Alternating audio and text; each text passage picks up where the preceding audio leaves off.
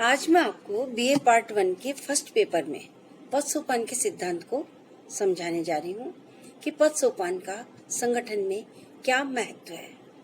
पद सोपान संगठन का आधारभूत सिद्धांत है, अर्थात संगठन के निर्माण हेतु पद सोपान एक अनिवार्य सिद्धांत है। पद सोपान के अनुरूप ही संगठन की संरचना का निर्माण हो सकता है ताकि संगठन अपने लक्ष्य को कुशलतापूर्वक प्राप्त कर सके। साधारण शब्दों में पद सोपान से अभिप्राय अंग्रेजी शब्द हायरार्की का अर्थ है कि सत्ता की श्रेणियों की निम्नतम से उच्चतम तक एक व्यवस्था। हिंदी में पद सोपान अर्थात पदों के सोपान, पदों की सीढ़ियां, क्रम का आशय संगठन की उस रचना से है जिसमें छोटे बड़े पदों को क्रमशः व्यवस्थित ढंग से संयोजित करके नियंत्रण की श्रृंखला बनाई जाती है। चूंकि प्रशासनिक संगठनों में उच्चतम पदों से निम्नतम पदों की ओर आते आते कर्मचारियों की संख्या अधिक हो जाती है, अतः पद सोपान का आकार पिरामिड की भांति होता है। पिरामिड अर्थात निम्न तल से चौड़ा और ऊपर जाते जाते वह संकीर्ण हो जाता है। इस प्रकार दूसरे शब्दों में पद सोपान द्वारा अधीनस्थ पर नियंत्रण की एक व्यवस्था है। पद सोपान में सभी व्यक्तियों को पद स्थिति के अनुसार व्यवस्थित क्रम में जोड़ा जाता है। पद सोपान में आदेश ऊपर से नीचे प्रत्येक पद के अनुसार निम्न स्तर तक जाता है। इस प्रकार परंपरागत विचारकों ने जिन विभिन्न सिद्धांतों का प्रतिपादन किया, उनमें पद सोपान एक आधारभूत सिद्धांत है। यह पद सोपान पिरामिड का निर्माण करता है, जिसके आधार पर ही अन्य सिद्धांतों की कल्पना की जा सकती है। मुने के अनुसार पद सोपान को विश्वव्यापी प्रगटना कहा गया है। वेबर, फेयोल, गुलिक, उर्वरिक, मुने, रेले सभी पारंपरिक विचारकों ने पद सोपान को अपने सांगठनिक सिद्धांतों में महत्वपूर्ण स्थान दिया है। अंग्रेजी में पद सोपान के लिए हायरार्की का शब्द प्रयोग किया है। हायरार्की का डिक्शनरी अर्थ है सत्ता की परिस्थिति की विभिन्न श्रेणियों की नीचे से ऊपर तक जमावट, अर्थात इसमें ऊपर से नीचे तक और नीचे से ऊपर तक एक क्रमबद्ध रचना होती है, संयोजित रचना होती है। उर्वरिक ने इसे स्केलर सिद्धांत के नाम से उद्बोधित किया है। पद सोपान का सामान्य अर्थ है उच्च का निम्न पर शासन। पद सोपान का शाब्दिक अर्थ है पदों की सोपानिकता, अर्थात ऊपर से नीचे तक पदों का व्यवस्थित क्रमबद्धीकरण है। इसलिए इसे एक स्केलर पद्धति या श्रेणीबद्ध पद्धति के नाम से भी जाना जाता है। फेयोल ने इसे सोपानात्मक श्रृंखला कहा है। साथ ही साथ इसमें ऊपर से नीचे की ओर, नीचे से ऊपर की ओर प्रत्येक स्तर अर्थात प्रत्येक सीढ़ी से होकर ही प्रत्येक आदेश को किसी संचार की व्यवस्था को गुजरना होता है। इसलिए मुने ने और रेले ने इसे स्केलर प्रोसेस या क्रमिक प्रक्रिया या सीढ़ीनुमा प्रक्रिया कहा है।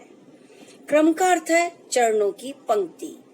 यह चरण कार्य अनुसार नहीं, अपितु यह सत्ता और उत्तरदायित्व की मात्रा के आधार पर उच्च व निम्न के रूप में जमाए जाते हैं। अर्थात ये जो पद होते हैं इसमें उच्च व अधीनस्थ के पद होते हैं, उच्च व अधीनस्थ के संबंध होते हैं, उच्च व अधीनस्थ की भूमिका होती है। किंतु हम ये नहीं कह सकते हैं कि उच्च पद है वो श्रेष्ठता का प्रतीक है और अधीनस्थ पद है या निम्न पद है वो निकृष्टता का प्रतीक है। ये उच्च व अधीनस्थ के संबंध या ये सीढ़ीनुमा व्यवस्था या ऊपर से नीचे की ओर जो ये पद बनाए जाते हैं, ये उत्तरदायित्व के सूत्र कहलाते हैं। अर्थात जिसके पास ये उत्तरदायित्व के अनुसार इनका निश्चयन होता है उच्च व अधीनस्थ के जो संबंध होते हैं यह कार्यरत व्यक्तियों की योग्यता के आधार पर निर्धारित होते हैं। उनके संगठन में कार्य की भूमिका क्या होगी उसके ऊपर निर्धारित करते हैं। साथ ही साथ इनका आधार वेतन भी होता है। जिनको अधिक वेतन मिलता है वो उच्च पद पर आसीन होते हैं, जिनको कम वेतन मिलता है वो निम्न पद पर आसीन होते हैं। उत्तरदायित्व के सूत्र में ऊपर से नीचे की तरफ से अभिप्राय है कि इससे प्रत्येक कर्मचारी अंतिम रूप से संगठन के प्रति उत्तरदायी हो जाता है। इस सिद्धांत में प्रत्येक व्यक्ति को यह ज्ञात होता है कि वह किसके नियंत्रण में है और वह स्वयं किन अधीनस्थों का बॉस है। अर्थात पद सोपान एक स्तरबद्ध ढांचा है जिसमें सत्ता शिखर पर केंद्रित मानी जाती है और इस सत्ता को श्रेणीबद्ध रूप से विभिन्न स्तरों में बांटा जा सकता है। आदेश की एकता इस सिद्धांत की आत्मा है। उचित माध्यम द्वारा कार्य की प्रमुख विशेषता है। इस प्रकार हम इस संदर्भ के अंतर्गत पद सोपान के इस सिद्धांत की मूल भावना के साथ साथ इसको हम पारिभाषिक रूप में परिभाषा में पिरो सकते हैं या परिभाषा में ढाल सकते हैं। पारिभाषिक रूप में इसे बता सकते हैं। अर्थलाथम के अनुसार पद सोपान उच्च और निम्न लोगों का उतरता हुआ मापदंड है। इसमें संगठन के शीर्ष पर बैठा व्यक्ति अपने भयंकर अर्थात अपने दृष्टि से अपनी भूमिका से अधीनस्थों को कार्यों को देखता है और अपनी इच्छा अनुसार उनके व्यवहार को परिवर्तित करता है। मिलेट के अनुसार पद सोपान एक ऐसी पद्धति है जिसमें विभिन्न व्यक्तियों के प्रयासों को परस्पर जोड़ दिया जाता है। इसी प्रकार पारिभाषिक रूप में एल.डी. वाइट के अनुसार पद सोपान का अर्थ है संगठन में ऊपर से नीचे तक एक कार्मिकों के मध्य उच्च व अधीनस्थ के संबंधों की स्थापना। जैसा कि मैंने बताया कि पद सोपान की यह अनिवार्यता है कि इसमें उच्च व अधीनस्थ के संबंध निर्धारित होते हैं। अवस्थी और माहेश्वरी के अनुसार पद सोपान में जो उच्च व अधीनस्थ के संबंध बनते हैं वे उत्कृष्टता व निकृष्टता के द्योतक नहीं होते, अपितु कर्तव्य, उत्तरदायित्व आदि में अंतर के कारण ऐसे संबंध बन जाते हैं। एम.पी. शर्मा के अनुसार पद सोपान वह धागा है जिससे संगठन के विभिन्न भाग परस्पर सिले जाते हैं, पिरोए जाते हैं। इस प्रकार पद सोपान संगठन में एक बहुत ही महत्वपूर्ण सिद्धांत है। इस पद सोपान की आवश्यकता विभिन्न विद्वानों ने अपने अपने अनुसार व्यक्त की है। मिलेट के अनुसार पद सोपान एक ऐसी पद्धति है जिसमें विभिन्न व्यक्तियों के प्रयासों को परस्पर जोड़ दिया जाता है। एल.डी. वाइट के अनुसार पद सोपान का अर्थ संगठन में ऊपर से नीचे तक कार्मिकों के मध्य उच्च व अधीनस्थ के संबंधों की स्थापना है। अवस्थी एवं महेश्वरी के अनुसार पद सोपान में जो उच्च व अधीनस्थ के संबंध बनते हैं वो उच्चता व निकृष्टता के द्योतक नहीं, अपितु कर्तव्य और उत्तरदायित्व की में अंतर के कारण बनते हैं। इस प्रकार मिलेट कहते हैं कि पद सोपान एक ऐसी पद्धति है जिसमें विभिन्न व्यक्तियों के प्रयासों को परस्पर जोड़ दिया जाता है। प्रत्येक संगठन सामूहिक कार्यों और दायित्वों का योग होता है। इन कार्यों और दायित्वों को दो दिशाओं में वितरित किया जाता है, ऊपर से नीचे और इसके लंबवत ऊर्ध्वाधर वितरण वस्तुतः उच्च, मध्यम, निम्न आदि स्तरों में विभाजित होता है।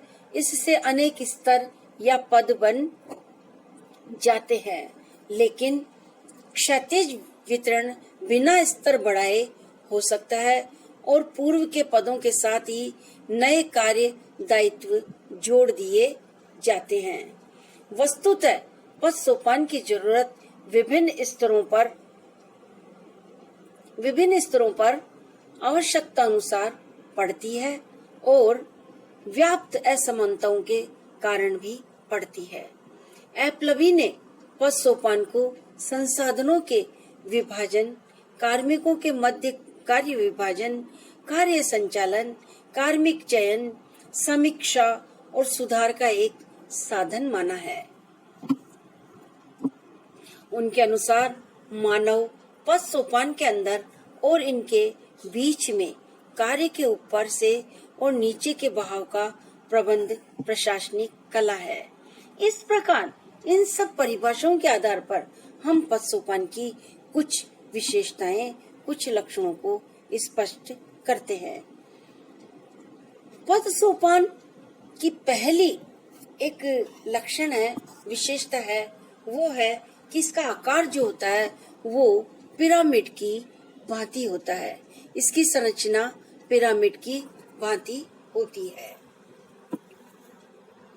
इसमें संगठन की संपूर्ण सत्ता संगठन के शीर्ष में केंद्रित मानी जाती है। सर्वोच्च शीर्ष द्वारा संगठन को विभिन्न भागों में बांटा और एकीकृत किया जाता है। पद सोपान में आदेश की एकता स्थापित होती है। प्रत्येक स्तर पर इकाई और अधिकारी के कार्य और दायित्व निश्चित किए जाते हैं। प्रत्येक उच्च अधिकारी अधीनस्थों के लिए समन्वयक भी होता है। कार्य की उचित माध्यम प्रक्रिया का कठोरता पूर्वक पालन किया जाता है। इस प्रकार पद सोपान की अपनी विशेषताएं हैं। इन लक्षणों के आधार पर पद सोपान का सिद्धांत लागू होता है। संगठन में पद सोपान एक तरह से संपूर्ण शरीर के प्राण हैं। इसी के आधार पर पद संगठन की संरचना की जा सकती है।